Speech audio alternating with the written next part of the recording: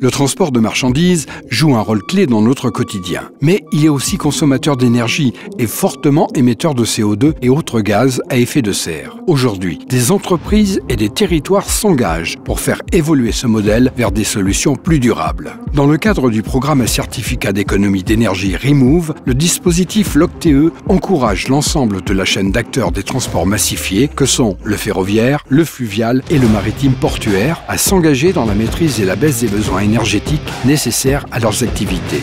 L'objectif, accompagner les opérateurs dans la mise en œuvre d'actions concrètes pour améliorer la performance énergétique du secteur et réduire les émissions de gaz à effet de serre.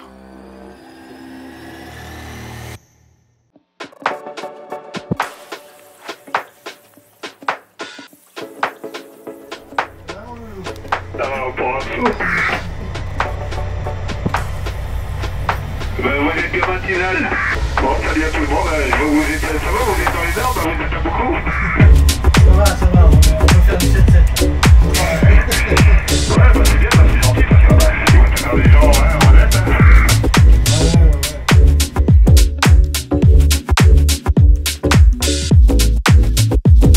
On a une image gros bateau égale gros pollueur. C'est pas vrai, mais c'est comme ça. Aujourd'hui, les bateaux maritimes à Marseille, etc. ont cette image. Donc nous, plus on est gros, plus on donne l'impression de polluer.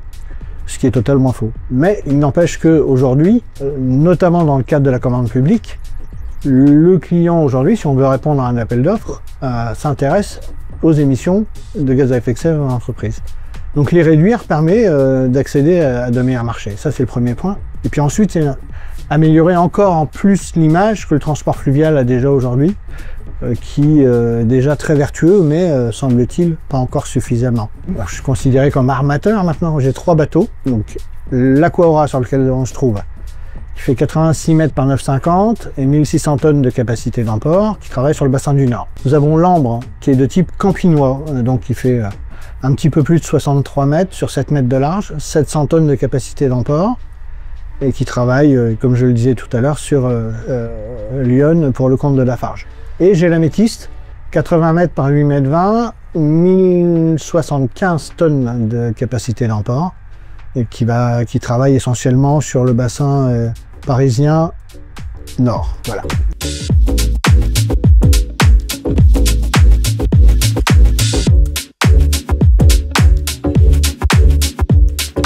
Alors, la première étape a été, ça a été le plus gros budget, de mettre en place la génératrice hydraulique sur l'Améthyste. Par exemple, la génératrice hydraulique, c'est 11 000 litres de gasoil en moins par an. Voilà, tu as un chiffre qui parle de lui-même. Voilà. Bon, 40 000 € d'investissement, certes, mais 11 000 litres par an. Le reste, sensibilisation à l'éco-conduite, c'est fait. Meilleure mesure de mes consommations, de mes heures moteurs, etc. C'est en cours. J'ai un projet informatique là-dessus. L'Ambre est en test actuellement. Il y aura les panneaux solaires sur l'Ambre, ça c'est évident, et peut-être le rétrofit de celui-ci si tout va bien. Donc voilà un peu je dirais la démarche complète, et on devrait arriver à 30% de réduction avec tout ça globalement sur l'ensemble de la boîte.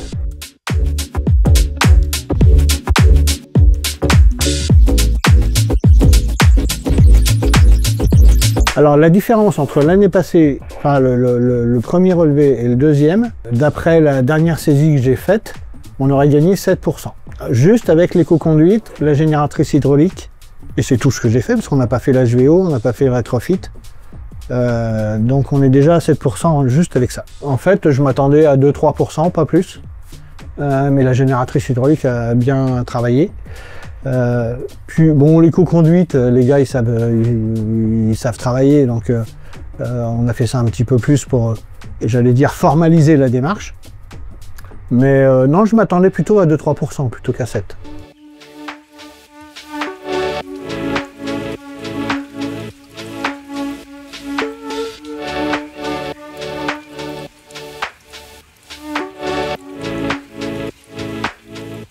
Le programme LOCTE est, à ma connaissance, financé entièrement par l'ADEME. Et dans l'initialisation de la démarche, le cabinet EcoCO2 a été missionné par l'ADEME pour aider les primo-accédants à utiliser l'outil et à se définir des objectifs. Tous les industriels, tous ceux qui consomment du gasoil dans le cadre de leur activité s'interrogent comment faire. Et l'Octave apporte la méthode, c'est-à-dire on fait un relevé de situation, on se fixe des objectifs, on fait le suivi pour les atteindre, on les atteint ou on les atteint pas. L'Octave apporte cela. Et franchement, ça nous enlève une belle épine du pied. Ça répond à beaucoup de questions.